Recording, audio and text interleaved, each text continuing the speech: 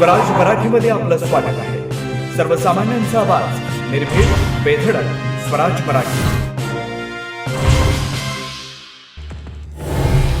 सिलेंडरने भरलेल्या आयशर ट्रकने उडवल्या 5 दुचाकी वाहनांना। सुदैवाने जीवितहानी नाही, पण 3 जण गंभीर जखमी।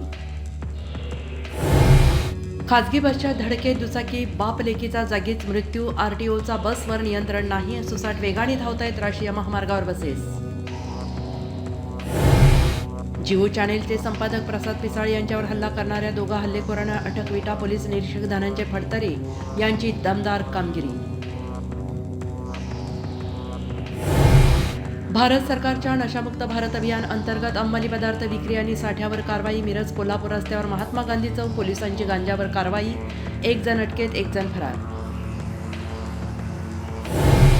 स्थानिक स्वराज्य संस्था स्वबळावर लढवण्याची भाजपची चाचपणी। एकनाथ शिंदे मात्र महायुतीने एकत्र लढवण्यावर ठाम असल्याची माहिती।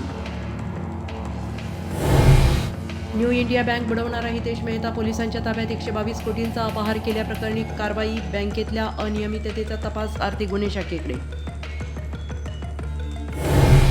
चंद्रशेखर बावनकुळे यांच्या घरी धनंजय मुंडे आणि सुरेश धस यांची भेट। मतभेदांमुळे 2 जातींमध्ये वितुष्ट निर्माण होणे याकरिता बावनकुळे यांनी मध्यस्थी केल्याची सूत्रांची माहिती। संतोष देशमुख हत्या प्रकरणातील एकही आरोपी सुटलाच तर टोकाचं पाऊल उचलणार। धनंजय देशमुखांचा सरकारला थेट इशारा, तर सर्व आरोपींना फाशी होईपर्यंत लढा थांबणार नाही। धनंजय देशमुखांकडून स्पष्टता।